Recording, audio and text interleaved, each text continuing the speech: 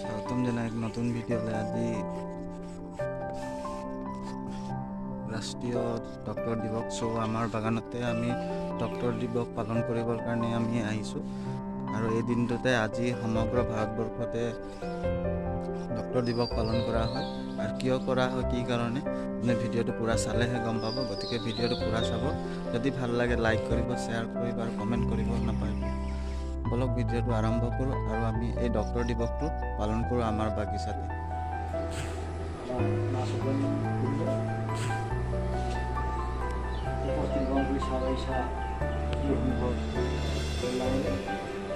চৰকাৰ সুবিধা তথা আমাৰ বিভিন্ন স্থানত কাম কৰা কৰ্মীসকল আৰু আমি যিমান যি নহ'লেও বাগিচাত আছোঁ যদিও আমাৰ বাগিচাখন ভিতৰত সোমাই আছোঁ যদিও আমি জানিব পৰা মতে আজি এই গোটেই ভাৰতবৰ্ষতেই মানে ৰাষ্ট্ৰীয় ডক্টৰ দিৱস পালন কৰা হৈছে। আৰু এই ৰাষ্ট্ৰীয় ডক্টৰ দিৱসৰ দিনা আজি আমাৰ এই বাগিচাতেই তেনেকৈ আমাৰ বাগিচা চিকিৎসালয়ত আমাৰ চিকিৎসক আছে।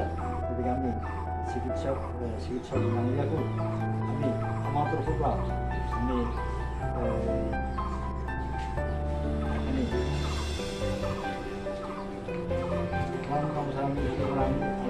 বিচাৰিছোঁ। আৰু এই বিষয়বোৰ কেনেকৈ ধৰি লওক মানে কি আছে কি নাই, এই কেনেকৈ আমাৰ এই দিৱসটো আমাৰ আহিলে সেই বিষয়ে আমাৰ বাগিচাৰ কল্যাণ বিষয়া ডাঙৰীয়াই বিতংকৈ আগত দাঙি ধৰিব। আৰু আমাৰ ছাৰ আছে বন্ধু সংঘ কেন্দ্ৰীয় সমিতিৰ যোগেদি আমাৰ শাখা সংঘৰ নেতৃত্বত আমাৰ গোটেই বাগিচা ধৰি মানে আজিৰ দিনটোত য'ত আমাৰ চিকিৎসকসকল আছে সেই তাতে ধৰি মানে আমি আমাৰ এই দিৱস পালন কৰা হৈছে আৰু হ'ব। গতিকে আমি আমাৰ বাগিচাৰ এই কাৰ্যসূচী আমি আৰম্ভ কৰিব বিচাৰিছোঁ।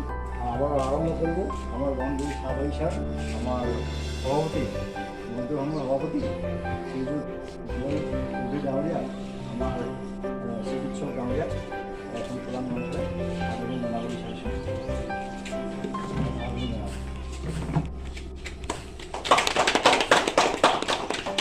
আৰু এই সুযোগতে আমাৰ বাগিচাত পলমটো হ'লেও আমাৰ এইখন চিকিৎসালয়ত আমাৰ ফাৰ্মাচিষ্ট ডাঙৰীয়াই মানে জইন কৰিলে। হ'লেও মানে আমি বহুত পলম কৰিলোঁ, তাতে যাতে নেকি আমাক মানে মাৰ্জনা কৰে যেন। তো আমি তেখেতকো আমি এখনি গোলাম মঞ্চৰে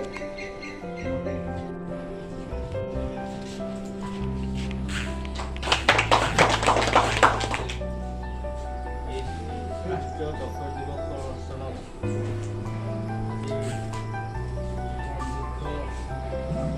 ক'ব পাৰি আমাৰ বাগিচাৰ চিকিৎসক ডাঙৰীয়া, লগতে এই সভাত উপস্থিত আমাৰ বাগিচা সংঘৰ সভাপতি সম্পাদক লগতে উপস্থিত আমাৰ বাগিচাৰ কৰ্মচাৰী সংঘৰ সম্পাদক ডাঙৰীয়া, লগতে আমাৰ বামুণপুখুৰী বাগিচা চিকিৎসালয়ৰ কৰ্মৰত সমূহ কৰ্মচাৰীবৃন্দ, লগতে উপস্থিত ৰাইজ। আজি আমি ৰাষ্ট্ৰীয় ডক্টৰ দিৱস পালন পোনপ্ৰথমবাৰৰ বাবে আমি বাগিচাত ডক্টৰ দিৱস পালন কৰিবলৈ আগবাঢ়িছোঁ। আৰু সেই বিষয়ে আমি ইমান অৱগত নহয়, তথাপিও মই ডক্টৰ দিৱসৰ উপলক্ষে আমাৰ ভাৰতবৰ্ষৰ যিজন ডক্টৰৰ নামত আমি ডক্টৰ দিৱস পালন কৰোঁ তেওঁৰ বিষয়ে দুআষাৰ ক'বলৈ আগবাঢ়িছোঁ। ডক্টৰ দিৱস কি আমাৰ পশ্চিমবংগৰ দ্বিতীয়জন মুখ্যমন্ত্ৰী ডক্টৰ বিধান চন্দ্ৰ ৰয়, তেওঁৰ নামত পালন কৰা হয়। তেওঁ এজন ভাৰতবৰ্ষৰ লগতে বিশ্বৰ এজন জনা শুনা চিকিৎসক আছিল। মেডিকেল ছায়েন্সত তেওঁৰ বহুতো অৱদান আছিল। লগতে তেওঁ এজন ৰাজনীতিবিদ আছিল আৰু ৰাজনীতিৰ লগতে শিক্ষাবিদ এইবিলাকৰ লগত ভাৰতৰ স্বাধীনতাৰ সংগ্ৰামৰ লগতো তেওঁ জড়িত আছিল আৰু সেই সূত্ৰে তেওঁ জন্ম হৈছিল 1882 চনৰ 1 জুলাই তাৰিখ আৰু তেওঁৰ মৃত্যু হৈছিল 1962 চনৰ 1 জুলাই তাৰিখ। সেই সূত্ৰে ভাৰতৰ প্ৰধানমন্ত্ৰী সেই সময়ত 1991 চনত এটা সিদ্ধান্ত পাৰ্লিয়ামেণ্টত সিদ্ধান্ত গ্ৰহণ কৰা হৈছিল যে তেওঁৰ জন্ম আৰু মৃত্যু দিৱসৰ দিনা সমূহ চিকিৎসা কৰ্মী গোটেই ভাৰতবৰ্ষত যিসকল চিকিৎসক আৰু চিকিৎসাৰ লগত জড়িত যিসকল কৰ্মী আছে তেওঁলোকক সন্মান জনোৱাৰ অৰ্থে এই ৰাষ্ট্ৰীয় ডক্টৰ দিৱসটো পালন কৰা হ'ব। আৰু 1991 চনৰ পৰা আজি তাৰিখলৈকে প্ৰত্যেক বছৰে সমগ্ৰ ভাৰতবৰ্ষতে এই ৰাষ্ট্ৰীয় ডক্টৰ দিৱস আমি পালন কৰি আহিছোঁ, সমগ্ৰ ভাৰতবৰ্ষই পালন কৰি আহিছে। আৰু সমূহ চিকিৎসা জগতৰ লগত জড়িত যিসকল কৰ্মী আছে তেওঁলোকক শ্ৰদ্ধা আৰু সন্মান জনোৱাৰ অৰ্থে সমগ্ৰ ভাৰতবৰ্ষই এই চিকিৎসক দিৱসটো পালন কৰে।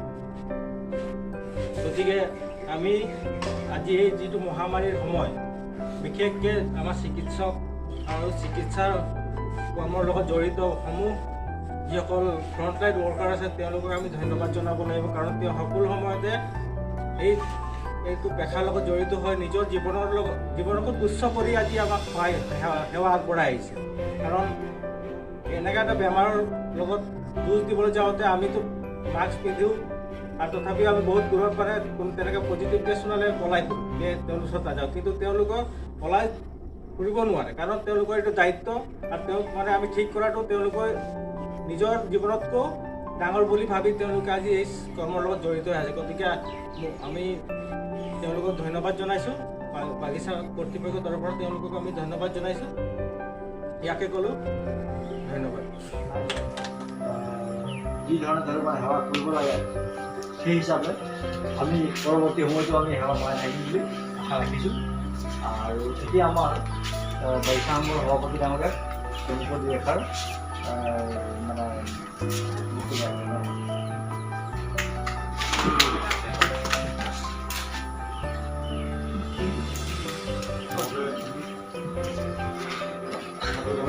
ধন্যবাদ জনাম।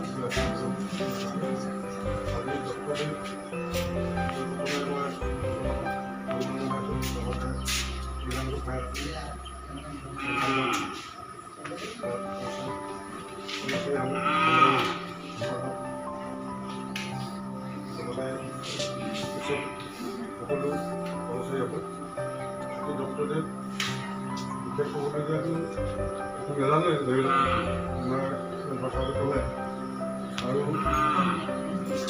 কথাই কম, দুটা বছৰ ধৰি কৰোণা কাল চলি আছে। কৰোণা কালত ডক্টৰসকলে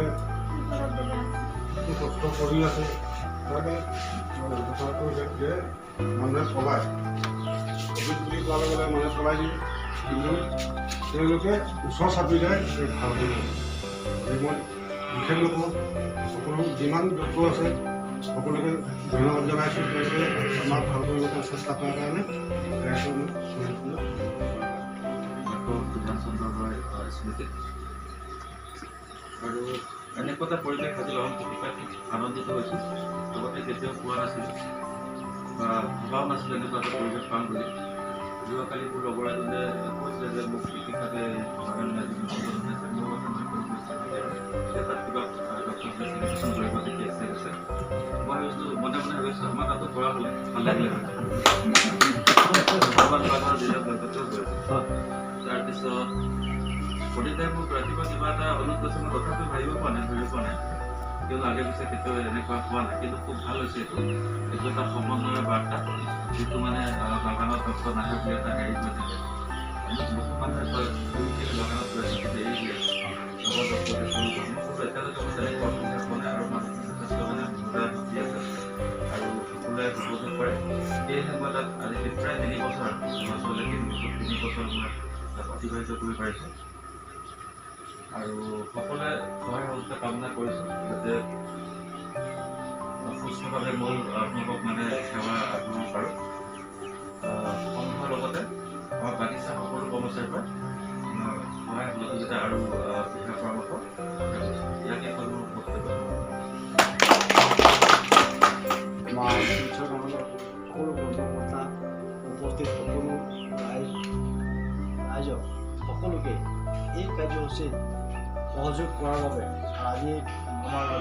কৈছে যিটো আমাৰ প্ৰথমবাৰৰ বাবে হয়ো হয় আমি যিমান আগৰ পৰা ধৰি মানে আনিব লাগিছিলে বা পাতিব লাগিছিলে বা পালন কৰিব লাগিছিলে আমাৰ হয়তো কিবা বস্তু থাকিও যাব পাৰে তাৰ বাবে আমি এতিয়া আমি উপলব্ধ কৰি আজিৰ পৰা যাতে নেকি আমাৰ আজি আমি যেনেকৈ কৰিলোঁ অহা বছৰ যাতে নেকি ইয়াতকৈ আৰু ভালকৈ আৰু বহলকৈ হ'ব তাকে কামনা কৰি আৰু সকলোৰে ধৰি মানে চিৰশান্তি কামনা কৰি আৰু সকলোৰে যাতে নেকি মনোকামনা মানে কামনা কৰি এই কাৰ্যসূচীত সকলোৱে সহায় কৰাৰ বাবে সকলোকে ধন্যবাদ জনাই